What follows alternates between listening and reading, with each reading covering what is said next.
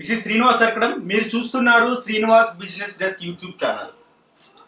So ministry of corporate affairs, government of India వారి యొక్క website use చేయడం ద్వారా సో మనం ఏ కంపెనీకి ఫౌండర్స్ ఎవరు, ఏ కంపెనీలో షేర్ హోల్డర్స్ ఎవరు వంటి డీటెయిల్స్ తెలుసుకోవడంతో పాటు కంపెనీలో ఉన్న కేటగిరీస్ అంటే ఓపీసీ అని ఒకటి ఉంటుంది, 1% కంపెనీ. తర్వాత ప్రైవేట్ లిమిటెడ్ కంపెనీ ఒకటి ఉంటుంది, ఎల్ఎల్పి అని ఒకటి ఉంటుంది. ఎల్ఎల్పి అంటే లిమిటెడ్ లయబిలిటీ పార్ట్నర్షిప్.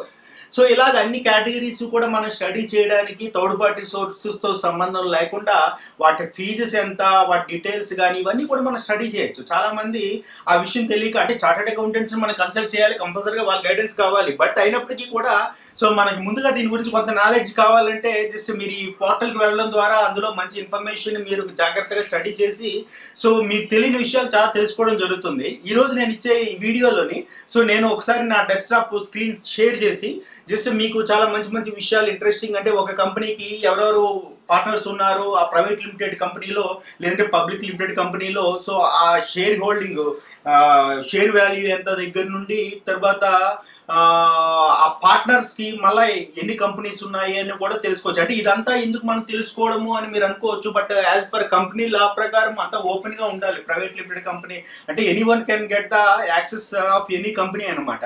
సో ఆ రకంగా బిల్డ్ చేసిన ఈ ప్లాట్ఫామ్, ఈ ministry of corporate affairs website ద్వారా జస్ట్ మీరు చాలా విషయాలు ఈరోజు మీరు నేర్చుకోబోతున్నారు. And stay tune boss, thank you very much. ఇందాక మనం డిస్కస్ చేసినట్టుగా టైప్స్ ఆఫ్ కంపెనీస్ మనం క్లాసిఫికేషన్ చూస్తే అందులో ఎంట్రీ లెవెల్ ప్రొపరేటర్షిప్ అంటాము. అంటే దీనికి ఒక పర్సన్తో ఫామ్ చేయొచ్చు. దీనికి ఉద్యోగాదారు ద్వారా కానీ అంటే ఉద్యోగాదారు అంటే ఎంసీఎంఈ రిలేటెడ్ అనమాట. లేదంటే మనం జిఎస్టీ సర్టిఫికేట్ ఒకటి క్రియేట్ చేసుకొని రిజిస్ట్రేషన్ చేసుకొని దాని ద్వారా కూడా ప్రొపరేటర్షిప్ మనం కంపెనీ పెట్టుకోవచ్చు అనమాట. తద్వారా మనం company accounts, current accounts create చేసుకోవడము అంటే బిజినెస్ యాజ్ యూజువల్గా చేసుకోవచ్చు ప్రొపరేటర్షిప్ అనేది. తర్వాత రెండోది పార్ట్నర్షిప్ కంపెనీ కూడా జస్ట్ దీనికి ప్రొవిజన్ ఏంటంటే మన స్టేట్ గవర్నమెంట్ దగ్గర రిజిస్టర్ ఆఫ్ ఫర్మ్స్ బేస్ చేసుకొని ఈ పార్ట్నర్షిప్ కంపెనీస్ అనేవి మనం రిజిస్టర్ చేసుకోవచ్చు. దీనికి జస్ట్ డెఫినెట్గా మినిమం అయితే 2 మెంబర్స్ ఉండాలి. ఈ రెండు దాటితే మనం డైరెక్ట్గా హై లెవెల్ అంటే ఏం లేదు. మినిస్ట్రీ ఆఫ్ కార్పొరేట్ అఫైర్స్ అని నేను ఒక వెబ్సైట్ చెప్పాను కదా, అంటే అది సెంట్రల్ గవర్నమెంట్ బేస్ చేసుకుని అందులో రిజిస్టర్ చేసుకున్నట్టయితే దానికి వ్యాలిడిటీ, అథెంటిసిటీ ఎక్కువ ఉంటుందన్నమాట. అంటే ఈ రెండు కూడా మనం కంపెనీస్గా కన్సిడర్ చేసినప్పటికీ సో ఇది 1% కంపెనీ దగ్గర నుండి లేదంటే లిమిటెడ్ లయబిలిటీ పార్ట్నర్షిప్ కానీ లేదంటే ప్రైవేట్ లిమిటెడ్ కంపెనీ కానీ ఈ మూడు కూడా జనరల్గా ఎక్కువ బిజినెసెస్ అఫీషియల్గా ఫామ్ చేసుకొని తర్వాత ఇన్వెస్టర్స్ని పిచ్ చేసుకోవాలన్నా లేదంటే పెద్ద పెద్ద క్లయింట్స్ రావాలన్నా ఈ మూడు కూడా మనం ప్రిఫర్ చేస్తాం అనమాట ఇన్ మెనీ కేసెస్. అయితే 1% కంపెనీ అనేది అందాక మనం పక్కన పెడితే ఈ రెండింటి గురించి మనం ఎక్కువగా డిస్కస్ చేయొచ్చు. లిమిటెడ్ లయబిలిటీ పార్ట్నర్షిప్ అంటే ఎల్ఎల్పి అంటారు దాన్ని. ప్రైవేట్ లిమిటెడ్ అంటే మీకు తెలుసు some seem of global private limited అలా. సో అయితే దీనికి తేడా ఏంటంటే సో కొన్ని నామ్స్ డిఫరెన్స్ ఉంటాయన్నమాట. అంటే ఇది లైక్ పార్ట్నర్షిప్ కంపెనీ లాంటిది ఇది కూడా. సో బట్ ఏంటంటే దీనికి కొద్దిగా అంటే జనరల్గా ఒక పార్ట్నర్ ఏదైనా ఫ్రాడ్ చేస్తే రెండో పార్ట్నర్కి సంబంధం ఉండదు అనమాట. సో అంటే దీంట్లో కొన్ని కన్స్ట్రక్టివ్ రూల్స్ అవి ఉంటాయి. అంటే కంపెనీకి అనేది ఒక రికగ్నిషన్ అనేది ఉంటుంది. ఇక్కడ ఏంటంటే ఇండివిజువల్కి ఎక్కువ ఇంపార్టెన్స్ ఉంటుంది, ఇక్కడ కంపెనీకి ఎక్కువ ఇంపార్టెన్స్ ఉంటుంది. సో ఇలా డిఫరెంట్ థింగ్స్ ఉన్నాయి. ఇప్పుడు అవన్నీ కూడా మనం డిఫరెంట్ సెషన్స్లో మళ్ళీ రాబోయే రోజుల్లో చాలా వీడియోస్ పెడతాను కాబట్టి డీటెయిల్డ్గా మనం అవన్నీ తెలుసుకుందాము. అయితే ఈ వీడియోలో నేను చెప్పాలనుకున్నది ఏంటంటే ఎంసీఏ పోర్టల్ గురించి ఒకసారి చూపిద్దామని, అంతకు మించి ఏం లేదు. సో mca.gov.in ఇది హోమ్ పేజ్. దీని ద్వారా ఇందులో చాలా ఉంటాయి. వీటన్నిటిని చూసి మీరు కన్ఫ్యూజ్ అయ్యి టెన్షన్ పడాల్సిన పని లేదు.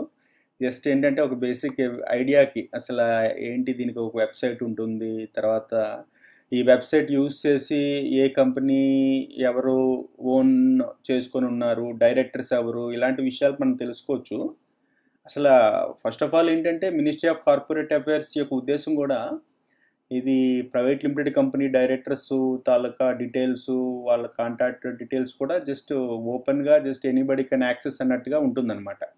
సో కాబట్టి ఇది మనం హైడ్ చేయడానికి అవకాశం, ఇప్పుడు ఒక పొలిటీషియన్ ఉన్నాడంటే ఆ పొలిటీషియన్కి ఎన్ని ప్రైవేట్ లిమిటెడ్ కంపెనీస్ ఉన్నాయి, తర్వాత తనకి ఎవరు పార్ట్నర్స్ ఉన్నారు, సో ఇవన్నీ కూడా ట్రాక్ చేసి ఈ సైట్ ద్వారా తర్వాత ప్రతిపక్షం వాళ్ళు కానీ లేదంటే ఆపోజిట్ వాళ్ళు కానీ ఎప్పటికప్పుడు క్వశ్చన్ చేస్తూ ఉంటారు. సో ఇది ఓపెన్ అనమాట ఇది. సో ఇందులో మనం హైడ్ చేయడానికి ఏం ఉండదు. అఫీషియల్గా మనం ఒకసారి ఎన్రోల్ అయితే ఇక్కడ ఎంసీఏ సర్వీసెస్ అని ఉంది చూసారు కదా, ఎంసీఏ సర్వీసెస్లోకి వెళ్ళి view company or LLP master data ఇది క్లిక్ చేస్తున్నాను నేను. సో ఇది క్లిక్ చేస్తే కంపెనీ ఎల్ఎల్పి, ఇందాక నేను చెప్పినట్టుగా ఎల్ఎల్పి అనేది కూడా మినిస్ట్రీ ఆఫ్ కార్పొరేట్ అఫైర్సే, లిమిటెడ్ లయబిలిటీ పార్ట్నర్షిప్. కంపెనీ అంటే ప్రైవేట్ లిమిటెడ్ అనమాట. సో ఈ రెండు కూడా మినిస్ట్రీ ఆఫ్ కార్పొరేట్ అఫైర్స్ కిందకే వస్తాయి. తర్వాత ఇప్పుడు చూస్తే ఇప్పుడు నాకు కంపెనీ తాలూకా ఇది రెడ్ కలర్లో స్టార్ ఉంది చూసారా, అంటే జనరల్గా ఎక్కడున్నా సరే దాని అర్థం ఏంటంటే అది మ్యాండేటరీగా కంపల్సరీగా అది మీరు ఫిల్ చేయాలన్నమాట. అంటే ఇది పైది ఫిల్ చేయకపోయినా ఇంకోటి ఫిల్ చేయకపోయినా పర్లేదు, కానీ ఇది కంపల్సరీ అని చెప్పడం అనమాట. అది ఇండికేషన్. సో ఇప్పుడు కంపెనీ నేమ్ నాకు తెలుసు, బట్ ఏంటంటే ఈ ఫిల్ పిన్ను, ఎఫ్ఎల్ఎల్ పిన్ను, సిన్ను, ఎఫ్సిఆర్ఎన్ ఇవేవో ఉన్నాయి, అవన్నీ నాకు తెలీదు. సో అలాంటప్పుడు నేను ఎలాగా ఆ నెంబర్ తెలుసుకోవడం అన్నది నా క్వశ్చన్ మార్కు.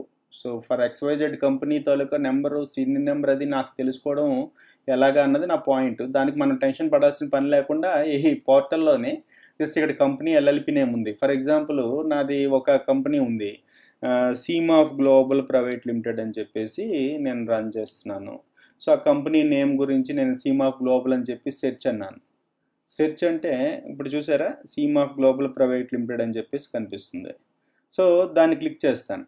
దాన్ని క్లిక్ చేస్తే ఆటోమేటిక్గా చూసారా సిన్ నెంబరు, కంపెనీకి ప్రైవేట్ లిమిటెడ్ కంపెనీస్కి సిన్ నెంబర్స్ ఉంటాయన్నమాట. ఆ సిన్ నెంబర్ ఆటోమేటిక్గా వచ్చేసింది.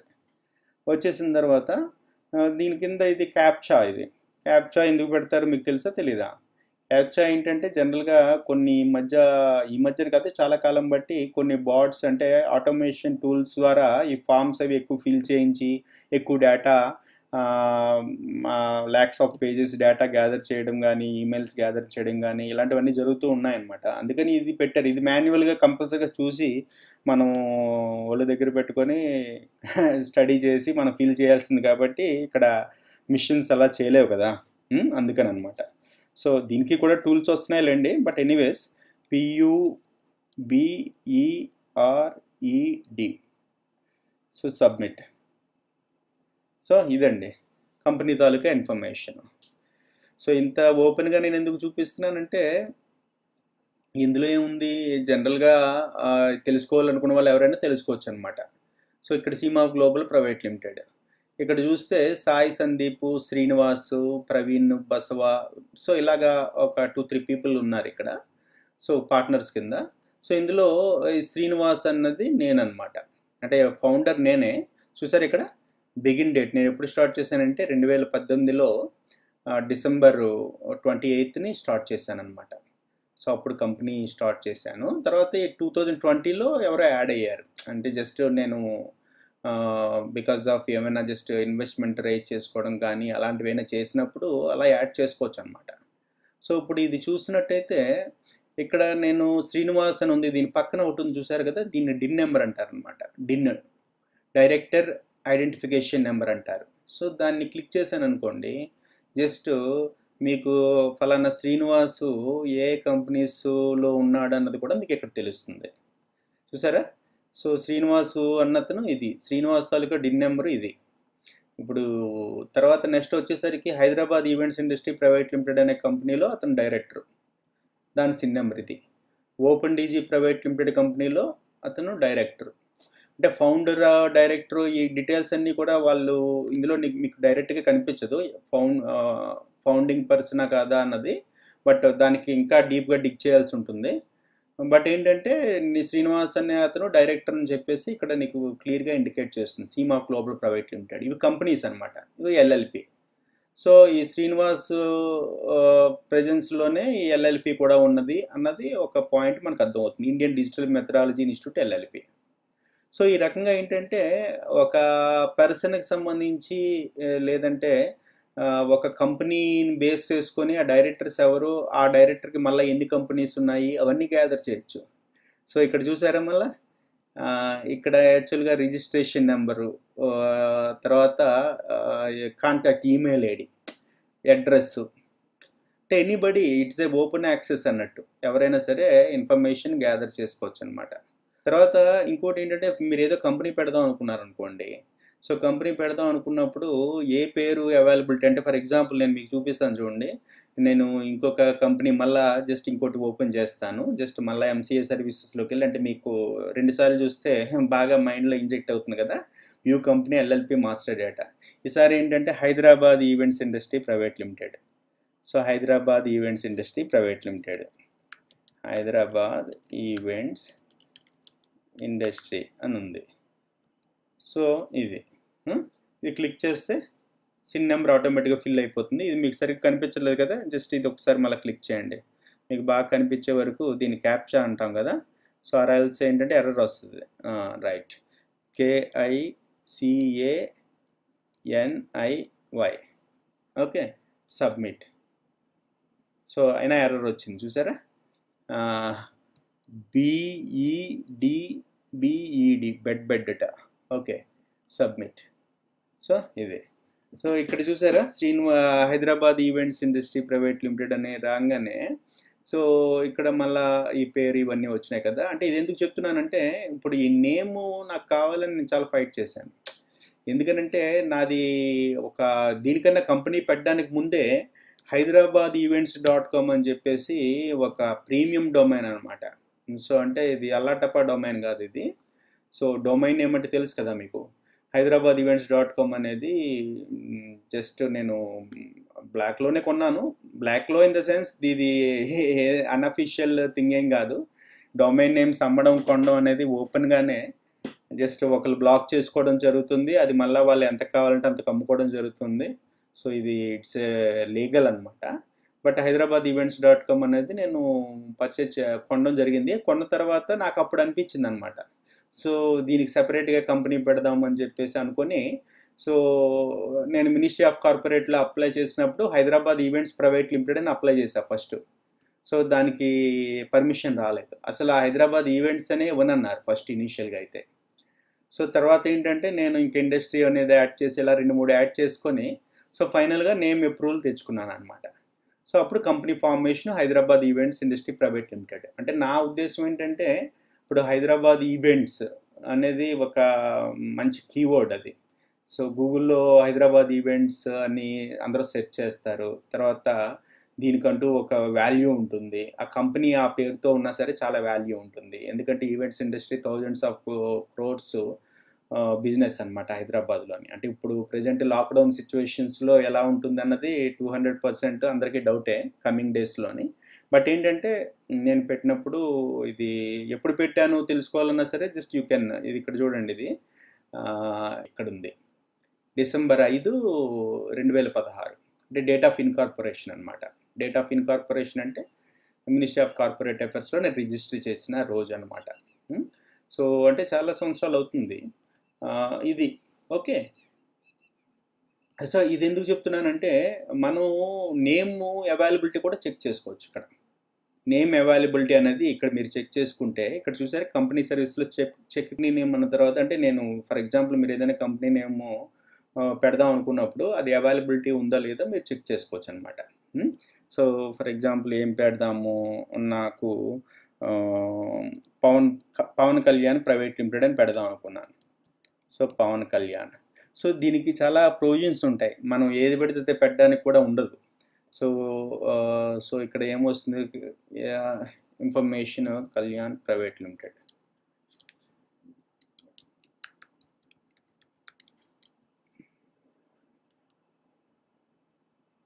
So entered company does not exist అనే రావాలి మనకి. డజ్ నాట్ ఎగ్జిస్ట్ అని వచ్చిందంటే దాని అర్థం ఏంటంటే సో మనం క్రియేట్ చేసుకోవచ్చు అనమాట అది.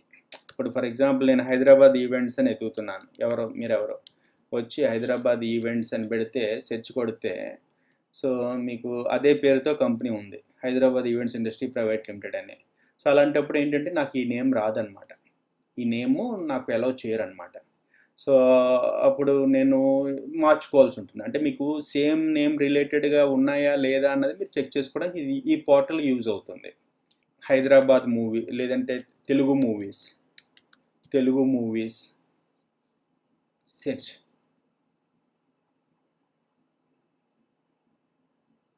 సో డస్ నాట్ ఎగ్జిస్ట్ అంటే మీరు తెలుగు మూవీస్ ప్రైవేట్ లిమిటెడ్ అని పెట్టుకోవచ్చు. బట్ ఇక్కడ ఏంటంటే కొద్దిగా రెగ్యులర్ వర్డ్స్ మనం వాడుతున్నాం కదా, అంటే తెలుగు ఇప్పుడు యాక్చువల్గా హైదరాబాద్ ఈవెంట్స్ అని ఇవ్వడానికే నాకు టైం పట్టింది. ఇప్పుడు తెలుగు మూవీస్ అనేవి బాగా జనరిక్ వర్డ్స్ కదా. సో అది అంటే తెలుగు మూవీస్ ప్రైవేట్ లిమిటెడ్ అని నువ్వు పెడితే మొత్తం తెలుగు మూవీస్ అంతటి మీద నీకే అథారిటీ ఉందా అన్న ఫీల్ వస్తుంది. కాబట్టి సో ఆ ఫీల్ ఎలా ఇచ్చేస్తారు, అవి జనరిక్ వర్డ్స్ కాబట్టి అలా ఇవ్వడానికి ఛాన్స్ లేదనమాట. హెరిటేజ్ ఫుడ్స్తో మీరు పెడదాం అనుకున్నారు, సెర్చ్ అన్నాము. సెర్చ్ అంటే ఇక్కడ మనకు చూపిస్తుంది చూస్తారా, heritage foods limited, heritage foods retail limited. So means ఇక్కడ దీని అర్థం ఏంటంటే మీరు ఆ నేమ్తో ఏమైనా పెట్టుకోవడానికి ప్రొవిజన్ లేదనమాట. పెట్టుకున్నా సరే ఈ ministry of corporate affairs just మీకు ఆ నేమ్ అనేది అలాట్ చేయదు.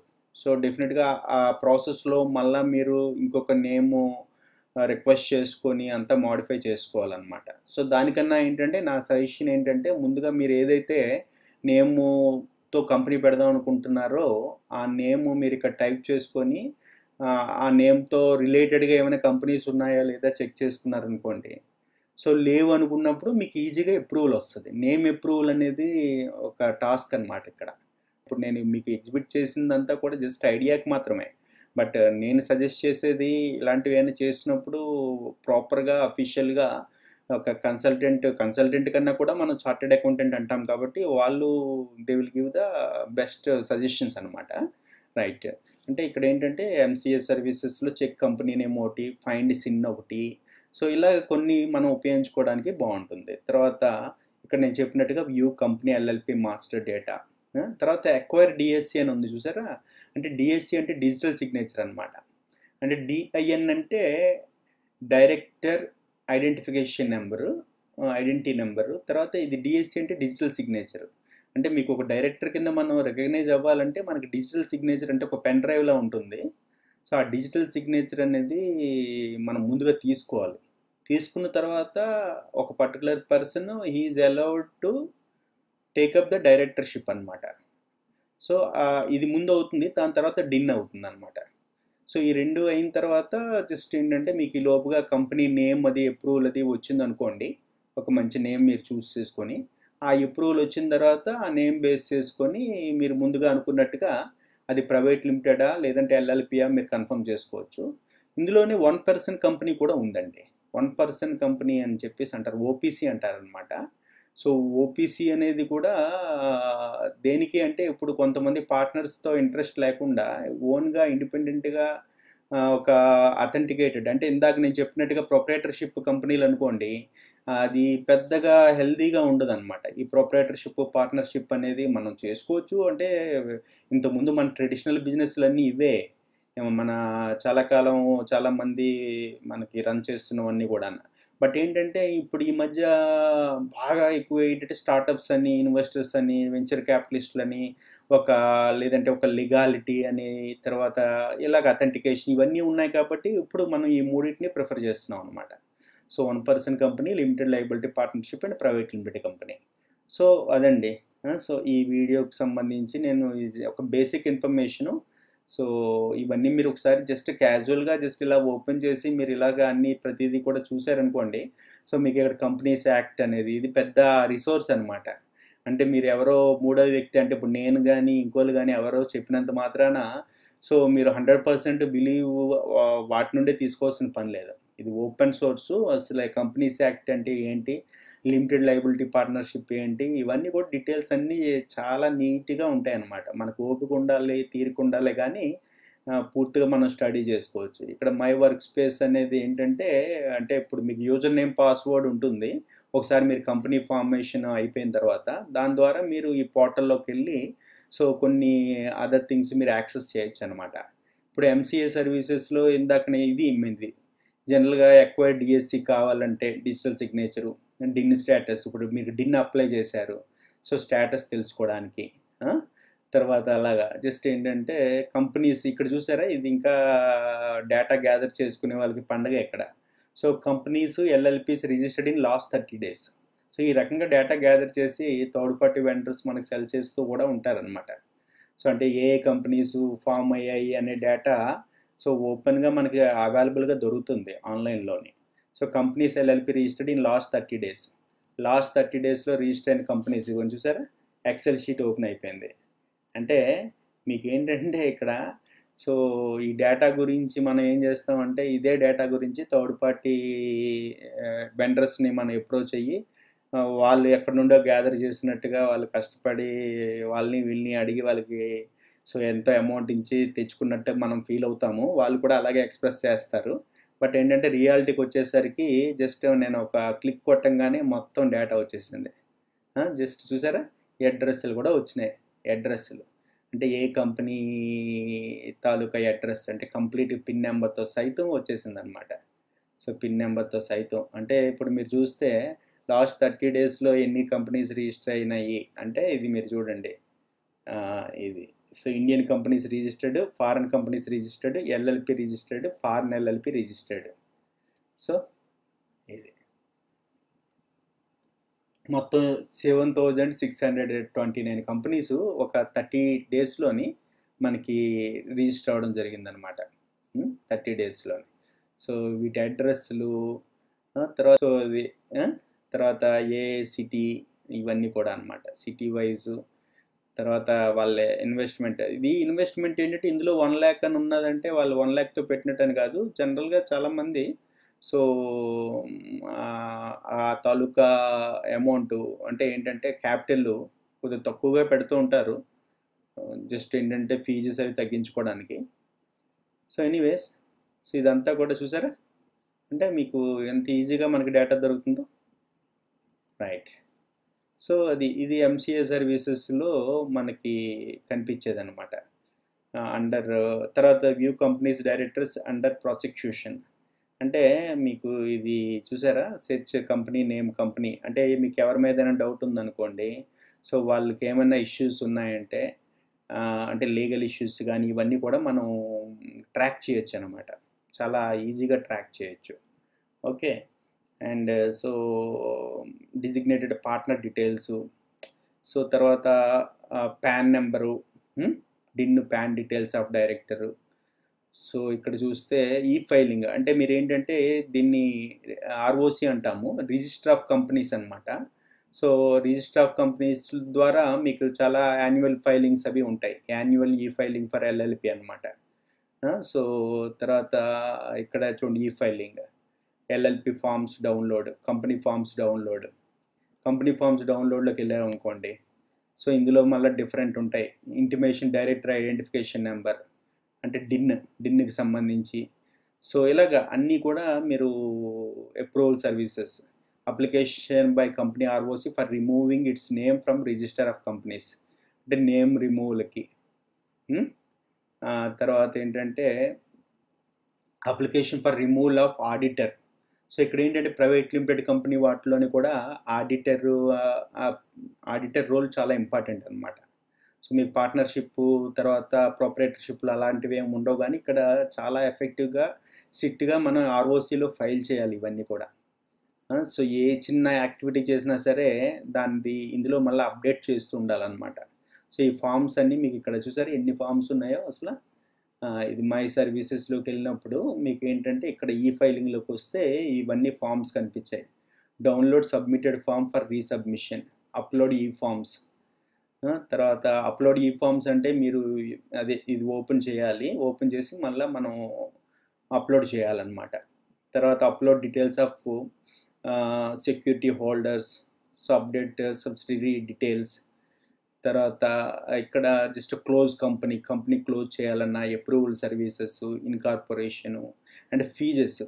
సో ఫీజెస్ ఎలా ఉంటాయి ఎంత జస్ట్ ఏంటంటే ఇక్కడ మనం చూడొచ్చు ఫీజెస్. చూడండి ఎంక్వైరీ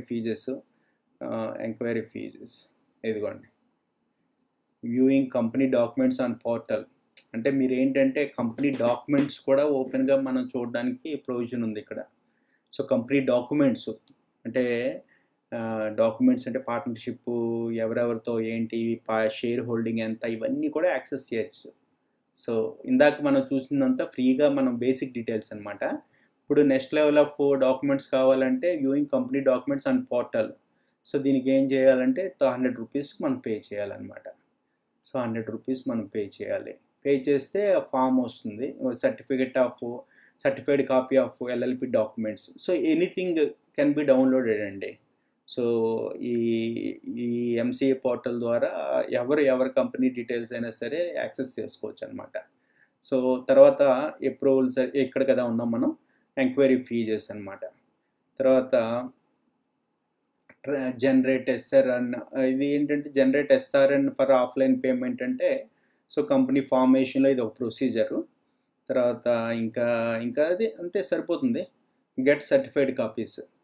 సో ఒకసారి మీరు అంతా అయిన తర్వాత కంపెనీ నేమ్ చేసుకొని మీ కాపీ కూడా మీరు తీసుకోవచ్చు అనమాట ఇక్కడ. సో యాన్యువల్ రిపోర్ట్స్, కంపెనీ తాలూకా పబ్లిక్ లిమిటెడ్ కంపెనీస్ కూడా ఉంటాయి ఇందులోని. ఇందాక నేను మీకు చెప్పిన దాంట్లో ప్రైవేట్ లిమిటెడ్ వరకు చెప్పాను. పబ్లిక్ లిమిటెడ్ అంటే ఇక్కడ మీరు చూస్తే ఈ పబ్లిక్ లిమిటెడ్ అనేది ఇంకా షేర్స్ అంటాం కదా, ఇప్పుడు మనం స్టాక్ మార్కెట్ ఇదంతా దీని మీద బేస్ అయి ఉంటుందన్నమాట. సో ఇప్పుడు ఓపెన్ పబ్లిక్ని మనం ఇన్వైట్ చేస్తారు ఆ కంపెనీ ఫౌండర్స్. సో ఇది నెక్స్ట్ లెవెల్ అనమాట, అంటే ఈ మూడింటిని దాటిన లెవెల్ అనమాట ఇది. సో అది అంటే ఈ రకంగా ఏంటంటే మీరు అర్థం చేసుకున్నారనుకుంటున్నాను నేను. ప్రొపరేటర్షిప్, పార్ట్నర్షిప్ అనేది జనరల్గా వెరీ బేసిక్ లెవెల్ అనమాట. సో మీకు ఇందులో లీగల్ బైండింగ్స్ తక్కువ ఉంటాయి, అడ్వాంటేజెస్ ఉన్నాయి, డిసడ్వాంటేజెస్ ఉన్నాయి. అంటే మీరు హై లెవెల్లోకి గ్రో చేయాలంటే ఒక ఇన్వెస్టర్స్ కానీ లేదంటే అథెంటికేషన్ కానీ కావాలంటే ఈ మూడింటికి వెళ్ళిపోవాలన్నమాట. సో లేదంటే పర్వాలేదు, రెగ్యులర్ బిజినెస్ నార్మల్గా నా వరకు నాకు ప్రాబ్లం లేదనుకుంటే ఈ రెండు వెళ్ళొచ్చు అనమాట.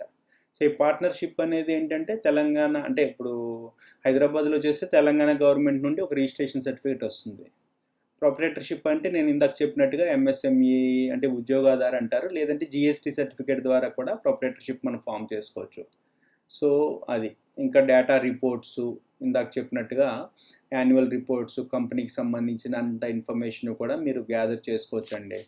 సో దీనికి అస్సలు వెరీ సింపుల్ అనమాట. కాంటాక్ట్స్, సో ఈ కాంటాక్ట్స్ అనేది ఏంటంటే రిజిస్టర్ ఆఫ్ కంపెనీస్ ఉన్నది. రిజిస్టర్ ఆఫ్ కంపెనీస్ అనేది ఆర్ఓసి అంటారనమాట. సో దానికి తెలంగాణ, ఆంధ్రప్రదేశ్, అస్సాము ఇవన్నీ డిఫరెంట్. అంటే మీరేంటంటే దీనికి సంబంధించిన ఇష్యూస్ ఏమైనా ఉంటే, సో ఇప్పుడు ఫర్ ఎగ్జాంపుల్ తెలంగాణ అయితే ఇతను ఈ particular email ID, phone number. Andhra Pradesh అంటే ఇది ఒక పెద్ద డిపార్ట్మెంట్ అనమాట. జస్ట్ ఇది మినిస్ట్రీ ఆఫ్ కార్పొరేట్ అఫైర్స్ అంటే గవర్నమెంట్కి ట్యాక్సెస్ వచ్చేది కానీ మ్యాక్సిమం ఇన్కమ్ వచ్చేది కానీ సో ఈ సెక్టార్ నుండి కాబట్టి. So but at the same time ఏంటంటే మీరు కూడా చాలా జాగ్రత్తగా స్టడీ చేయాలి. ఇక్కడ ఎలా పడితే అలాగా మనం చేయడానికి ఇందులో ఉండదు. కొద్దిగా ప్రొసీజర్ ప్రకారం ఐటీ రిటర్న్ సబ్మిట్ చేయాలి. ప్రొసీజర్ ప్రకారము ఆర్ఓసి రిజిస్టర్ ఆఫ్ కంపెనీస్కి మనం అన్ని డాక్యుమెంట్స్ సబ్మిట్ చేస్తుండాలి ప్రతి ఇయర్ కూడా. సో ఎక్కడా కూడా బ్రేక్ లేకుండా. తర్వాత జిఎస్టీ అది సర్టిఫికేట్ మనము రిజిస్టర్ అయ్యామంటే మళ్ళీ జిఎస్టీకి సంబంధించిన సబ్మిషన్స్ ఉండాలి. సో ఇలాగ చాలా విషయాల్లో చాలా స్ట్రిక్ట్గా మనం ఉండాల్సి వస్తుంది. సో ఎనీవేస్ వెరీ హ్యాపీ అండి. సో మీరందరూ కూడా దీని గురించి కొంత అంటే తెలిసిన వాళ్ళ గురించి కాదు నేను అంటుంది, ఎవరికైతే వీటి మీద ఐడియా లేదో వాళ్ళకి గ్యారంటీగా ఈ సెషన్ ద్వారా కొంత అవేర్నెస్ అయితే వచ్చింది అనుకుంటున్నాను. And thank you very much అండి.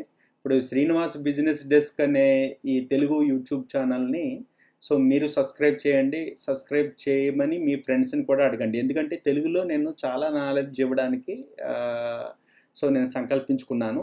ఇదొకటే కాదు, మీరు రాబోయే రోజుల్లో మీరు ఊహించలేని విధంగా చాలా మంచి ఇంపార్టెంట్ ఒక బిజినెస్ ఆపర్చునిటీస్ కానివ్వండి, లేదంటే బిజినెస్ టిప్స్ కానివ్వండి, లేదంటే బిజినెస్ ఫెయిల్యూర్స్ ఎందుకు అవుతున్నాయి, లేదంటే ఇన్వెస్ట్మెంట్ రైజ్ ఎలా చేయాలి, ఇలా 1-2 అని కాదు, చాలా వీడియోస్ నేను పెడుతూ ఉంటాను. సో డెఫినెట్గా స్టే ట్యూన్డ్ అండి. Thank you very much. Bye.